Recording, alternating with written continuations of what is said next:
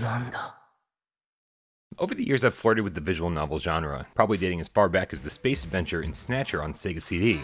But I didn't fall in love with any digital novel until the Danganronpa series on Vita, where you were trapped inside a prison-like high school with a demented teddy bear and a select group of other students. And despite that game wanting to tell you a very specific story, you felt like an active participant in the narrative, as if your actions and investigations mattered. And that's the key distinction between Tokyo Chronos on PlayStation VR and every great visual novel I've encountered.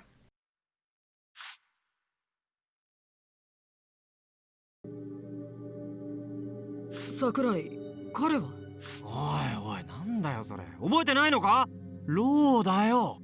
Tokyo Chronos drops you into the center of Shibuya, but what should be a bustling city filled with countless pedestrians and endless traffic is instead completely barren, and the only people around are, mysteriously, 8 of your childhood friends.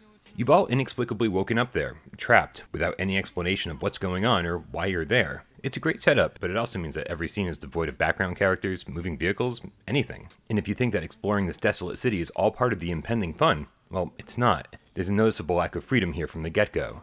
There's no full locomotion, no teleportation, no movement of any kind. In fact, Tokyo Chronos even reuses the same backgrounds time and time again, so you'd think they'd be highly detailed. But instead we're treated to bland textures and basic geometry. It's not a very good looking game at all, and even the other characters who animate only when absolutely necessary seem oddly large proportionate to yourself. Needless to say, production values are not Tokyo Chronos' strong point, and for a $50 game, that's a little shocking. 消えないで。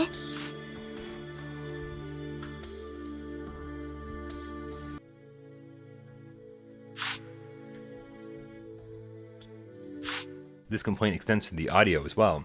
I'm sure the voice acting sounds great if you're fluent in Japanese, but there's no English language option for the voiceovers. Normally this wouldn't be a huge deal if I was curled up in my bed with my PlayStation Vita, but for the entirety of the 15-hour campaign, you're forced to read line after line in the headset.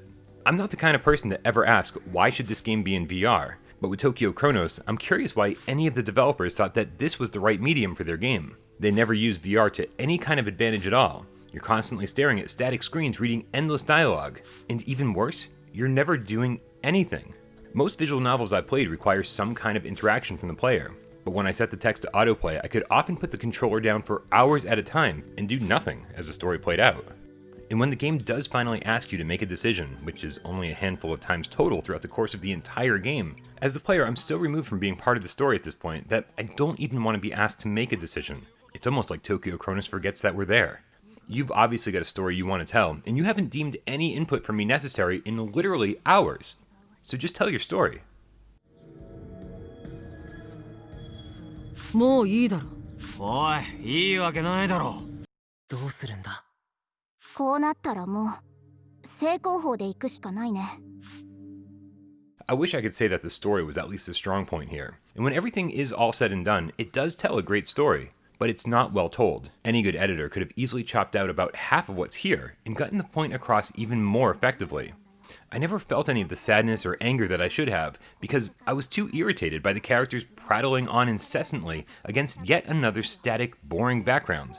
And when the game ended just 7 hours in, I'd already had enough. The credits rolled, and then the game restarted, and I quickly realized that I had 10 more chapters ahead of me, filled with alternate viewpoints and a ton of flashbacks to absorb if I wanted to learn the full story of Tokyo Chronos.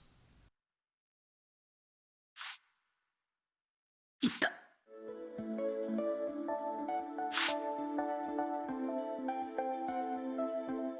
Tokyo Chronos succeeds at building an intriguing world and telling an engaging story, but that makes it a great book, not a great game. And since there was virtually nothing for me to do for hours at a time, I'd often put the subtitles on autoplay, take off the VR headset, aim it at the camera, and sit back on my couch drinking coffee while reading along on the TV.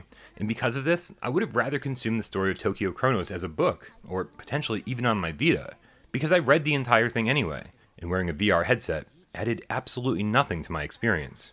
何を買ったかメモっておけばいいよ。それで後で払えばいいでしょ。そうだな。そうするか。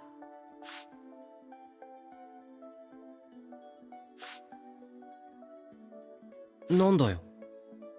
いや、律儀だなぁと思って。そう？みんなだってこんなもんでしょ。少なくとも町工事くんは違うみたいだよ。東国も町工事もすごいな。僕はとても冷静でいられないよ。みんながいるから。昔のみんながいるからちょっとだけ平気なんだ。